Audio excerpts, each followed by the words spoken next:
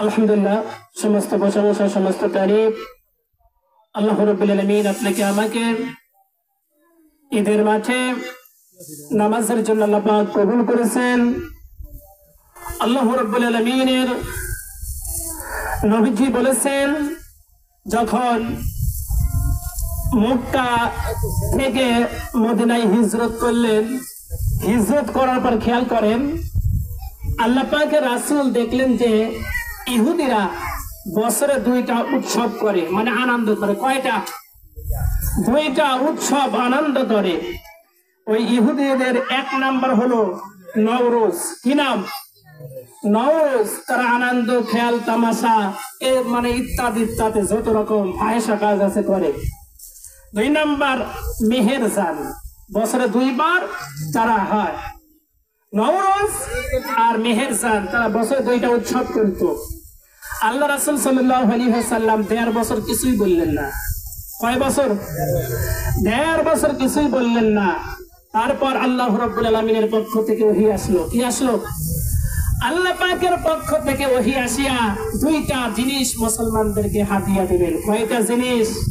দুইটা জিনিস হাদিয়া দিলেন এবং তাদেরকে এই দুইটা দিন হলো তারা কি করবে?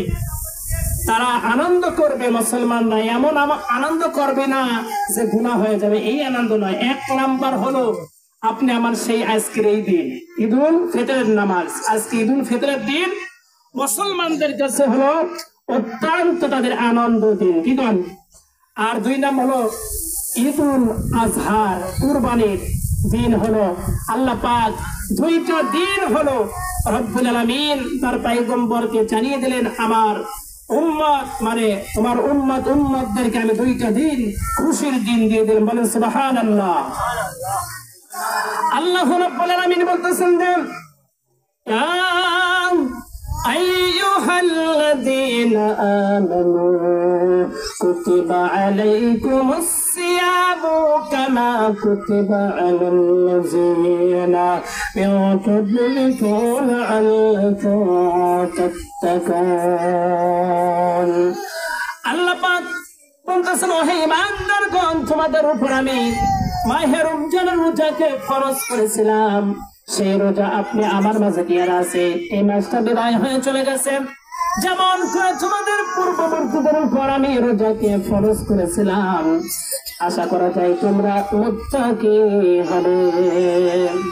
আপনি আমার মাস থেকে এই যে মাহে রমজান মাস বিদায় নিয়েছেন, আল্লাহ পাকের নবীর সাহাবা কি বলে খেয়াল করে শুনেন।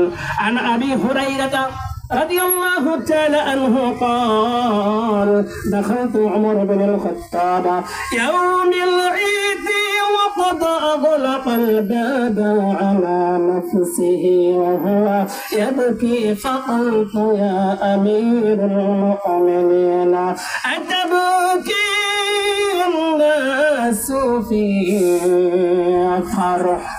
হযরত আবু হুরায়রা রাদিয়াল্লাহু তাআলা আনহু থেকে হাদিস খানা বর্ণনা করেছেন। তিনি বলেন যে ঈদের দিন, ঈদের খুশির দিন মদিনার সমস্ত অলিতে গলিতে যেন ওই ঈদুল ফিতরের দিন তারা যেন আনন্দ করতেছে, উৎসব করতেছেন। কি করতেছে? আনন্দ উৎসব করতেছেন। এমন সময় হযরত আবু হুরায়রা রাদিয়াল্লাহু তাআলা আনহু ওই সময় খোঁজ করতে লাগলেন যে ওই সময় প্রেসিডেন্ট ছিল মদিনার হযরত ওমর ফারুক রাদিয়াল্লাহু তাআলা আনহু। প্রেসিডেন্ট তখন এই ঈদের খুশির দিন তো তাকে দেখা যায় না। হযরত আবু হুরায়রা রাদিয়াল্লাহু তাআলা আনহু রাসূল এবং হযরত ওমরকে খোঁজ করার জন্য রওনা করে দিলেন।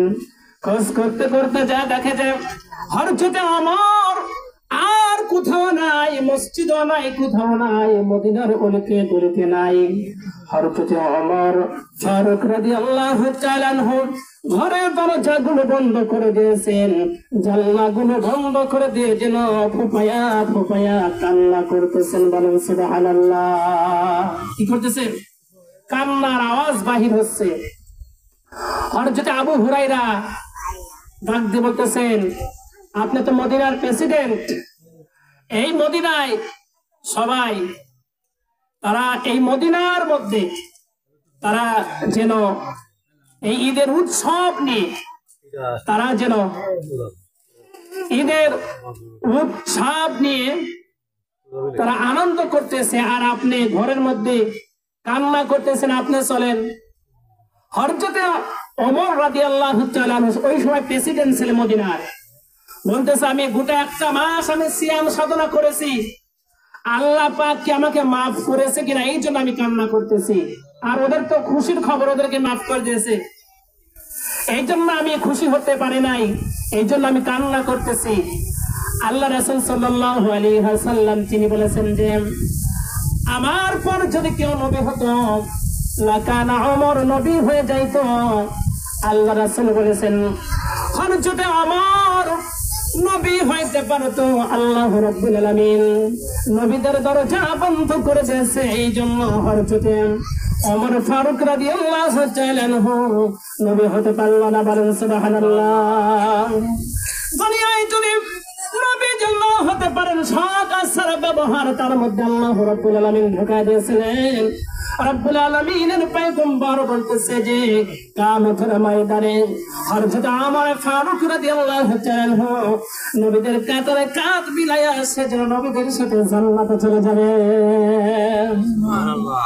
সে ওমর কান্না করতেছে আমার গুনাহ মাফ হয়েছে কিনা, ঠিক আছে গুনাহ মাফ হয়েছে কিনা। সেই জন্য আপনাকে আমাকে ঈদে আজকে যে আনন্দ আবার দুঃখ আছে, কি কর আপনি আমার মা বাবা দুনিয়া থেকে বিদায় হয়ে চলে গেছে, এই কবরে কত মানুষ শুয়ে আছে, আছে কি নাই? অনেকের মেয়ে শুয়ে আছে, অনেকের ছেলেরা শুয়ে আছে, অনেকের দাদা শুয়ে আছে, অনেকের দাদা শুয়ে আছে, অনেকের আব্বা জান শুয়ে আছে, অনেকের আম্মা জান শুয়ে আছে, অনেকের স্ত্রীরা শুয়ে আছে, আবার অনেকের স্বামীরাও শুয়ে আছে এই কবরে, ঠিক কিনা? আল্লাহ পাকের কাছে দোয়া করতে হবে, আল্লাহ রাব্বির হামহুমা কামা রাব্বায়ানি সাগীরা।